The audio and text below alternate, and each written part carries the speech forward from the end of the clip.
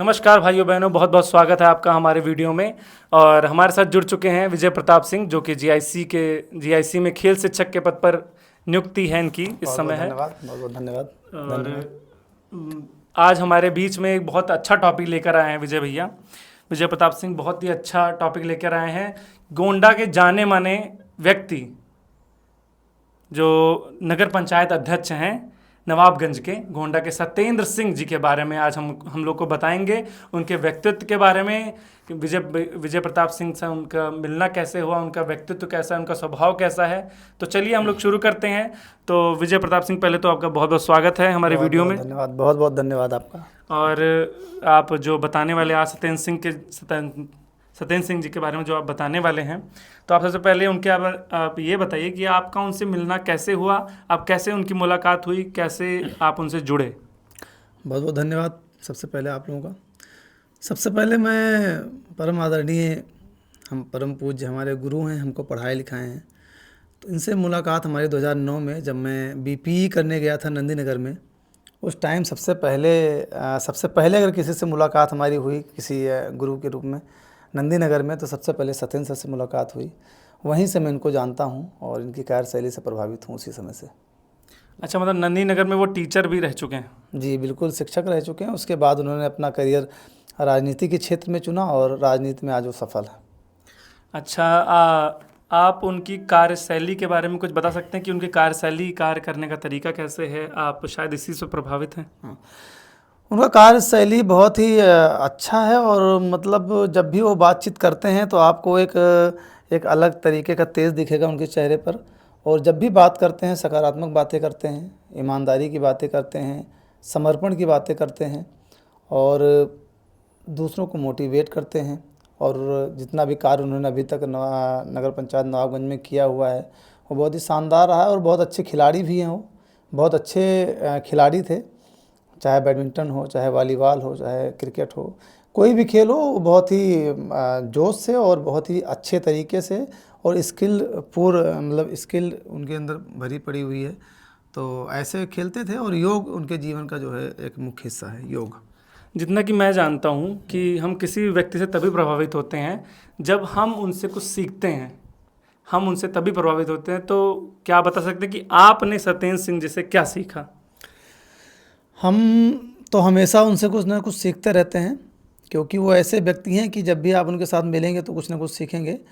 तो उनके जीवन में अनुशासन, समर्पण, ईमानदारी, ये तो कूट कूट के भरी हुई है।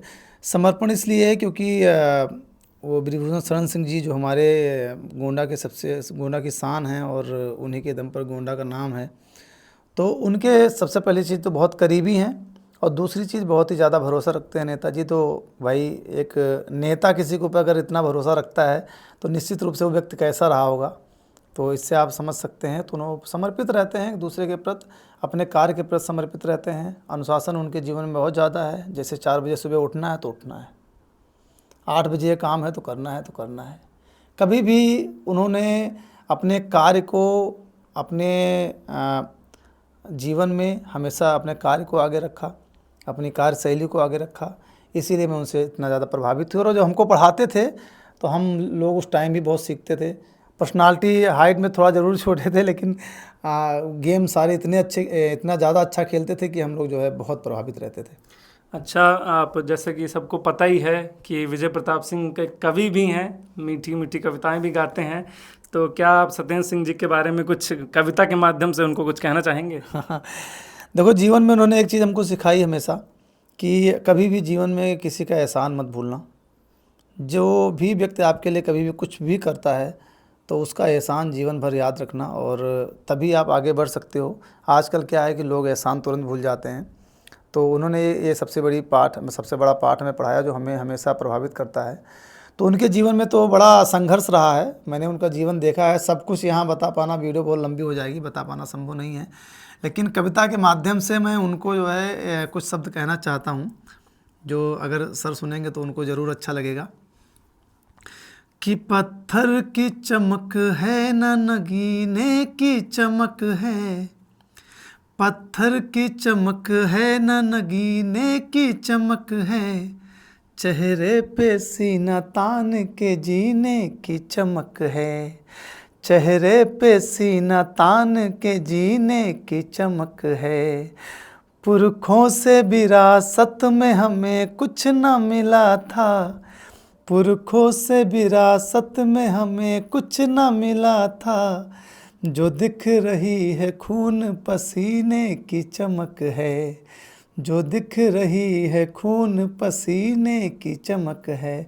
तो ऐसे ही हमारे सत्येंद्र सर हैं जो हमेशा मेहनत करते हैं, संघर्ष करते हैं, स्ट्रगल करते हैं, लोगों के प्रति समर्पित रहते हैं, अपने कार्य के प्रति, नवाबगंज क्षेत्रवासियों के प्रति बहुत ज़्यादा समर्पित रहते हैं। 2 बार से चेयरमैन हैं और जब जब वो चेयरमैन रहे हैं तो उन्होंने हमेशा अपने नवाबगंज की जनता में एक गरीब परिवार से उठकर, और आज उनके पास सब कुछ है, लोग हैं, समाज है, जनता उनके साथ खड़ी हुई है। नेताजी खुद उनके साथ हमेशा समर्पित रहते हैं, वो उनके लिए समर्पित रहते हैं।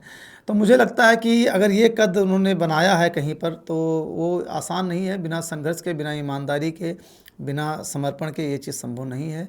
और जीवन में बहुत कुछ उन्होंने किया है। मैं आखिरी में एक चीज़ और कहना चाहूँगा, सर के लिए स्पेशल मैं भगवान से प्रार्थना करूँगा कि ऐसे ही स्वस्थ रहें, उनका जीवन योग और खेल से भरपूर रहे और हमेशा अपने जीवन में खुश रहें, स्वस्थ रहें, मस्त रहें। और जीवन पथ पर आज नगर पंचायत अध्यक्ष हैं। भविष्य में अगर और कोई उनको मौका मिलता है आगे बढ़ने का तो उसमें भी ईश्वर उनका साथ दे और हमेशा आगे बढ़ते रहें। धन्यवाद। चलिए, बहुत बहुत धन्यवाद। आपने हम सबको इतनी अच्छी जानकारी दी, तो बहुत बहुत धन्यवाद आपका। बहुत बहुत धन्यवाद। Thank you.